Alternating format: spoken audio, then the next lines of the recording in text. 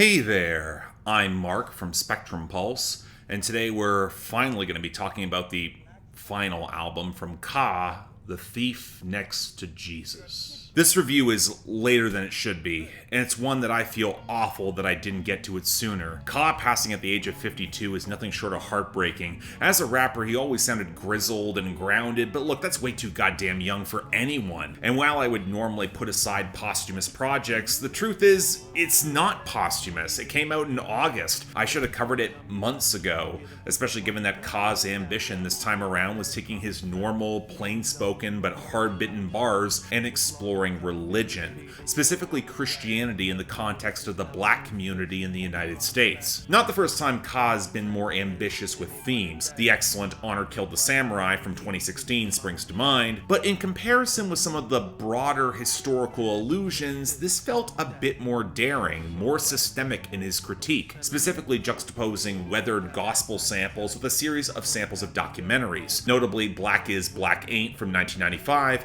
and A Time for Burning in 1967. The former exploring a multifaceted black community that still unites for solidarity despite their differences, the latter set around black churches, and often featuring quotes from Ernie Chambers, a civil rights advocate who later became the first and longest-serving state senator in Nebraska, the only black man to ever run for governor in that state, and most relevant to this album's context, for many years, the only open atheist in any state government.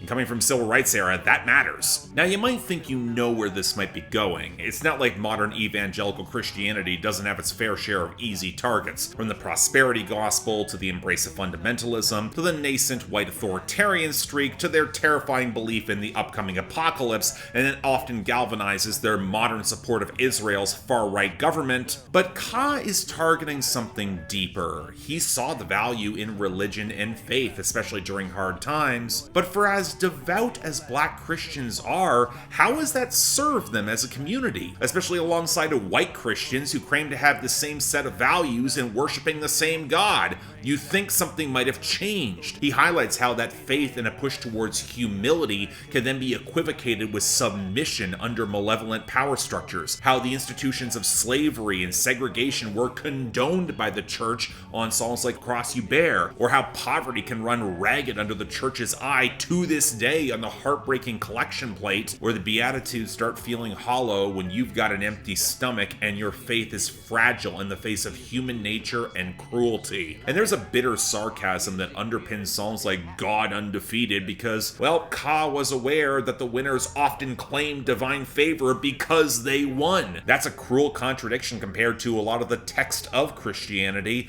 and not one that can truly challenge or utilize power, make changes for the better.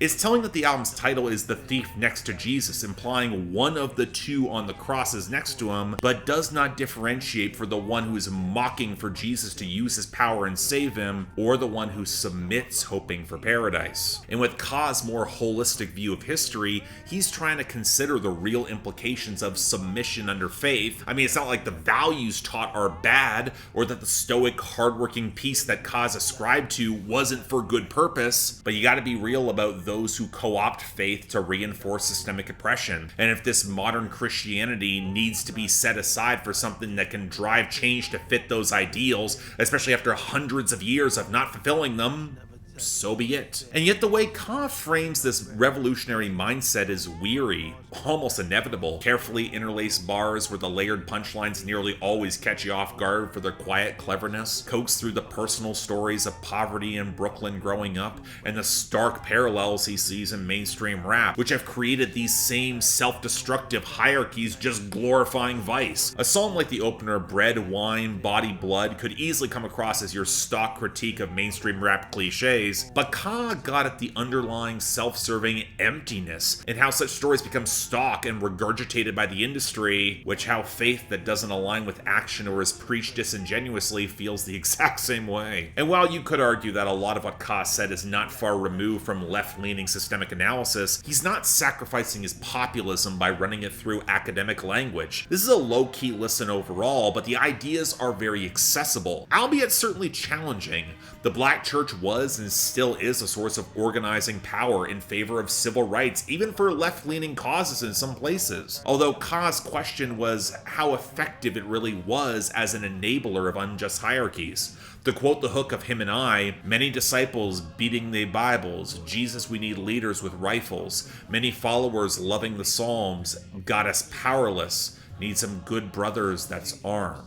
It should also be worth highlighting that since Ka's passing, there are a number of references to death that pick up a very cryptic, uneasy feel, only accentuated by the final track, True Holy Water. That's one of the most genuinely unsettling songs I have heard in 2024. A promise that despite great losses and steep odds, one can come out the other side, but the haunted production is full of echoing screams that could either be of religious ecstasy or torture or agony, but hell, when you're caught in such spiritual agony, is there really much of a difference? It's also moments like that that highlight Ka's production. He self-produced the entire project, wherein taking advantage of the gospel foundations, he's created some of his strongest melodic foundations to date. Where outside of beautiful feeling a bit stodgy how it splices in that word for the ad-libs, the majority of this album is textured and striking. The liquid, soulful lick of bread, wine, body, blood, broken rose window, and cross you bear, the choral swell and ominous jingle of bells on tested testimony, that relies on a weedy organ and then thicker vocal tracking on Such Devotion, and the haunted guitars on Him and I, the watery, yearning minimalism of Collection Plate, the organ and pianos interweaving through soul and spirit, that transitions into perhaps one of the best subtle grooves and hooks of Ka's career on Lord Have Mercy off of that piano and vocal echo. And while I would normally criticize some of these songs for feeling so abbreviated, most are clocking in around the 2-minute mark, some don't even get that far, the murky transitions are so well constructed and the vibes are so dour that it's probably for the best it doesn't overstay its welcome. It's certainly dense enough to merit the re-listens and a pretty brisk runtime, but in short, yeah, it's utterly heartbreaking that Ka passed so young, because The Thief Next to Jesus is a powerfully complex final album that showed he still had a lot more to say. The sort of rap project where it's so plain-spoken and pithy, you only come to appreciate the thorny subject matter and stacked wordplay with a lot of listens, and there's enough going on that it's gonna warrant that time. It's an excellent album, not the easiest intro to Ka, but if you're looking for a catalog that's certainly gonna take the time to be worth exploring, certainly is one. And for Ka, rest in power. I hope he found the peace for which he was deserving and searching. So yeah, thanks a lot for watching. If you want to see more, please be sure to check out the other videos, like, subscribe, all that jazz. Again, I do really regret being late to this. Again, I wanted to cover this back in August, but there was so much. This past couple of months have just been insanely busy for me.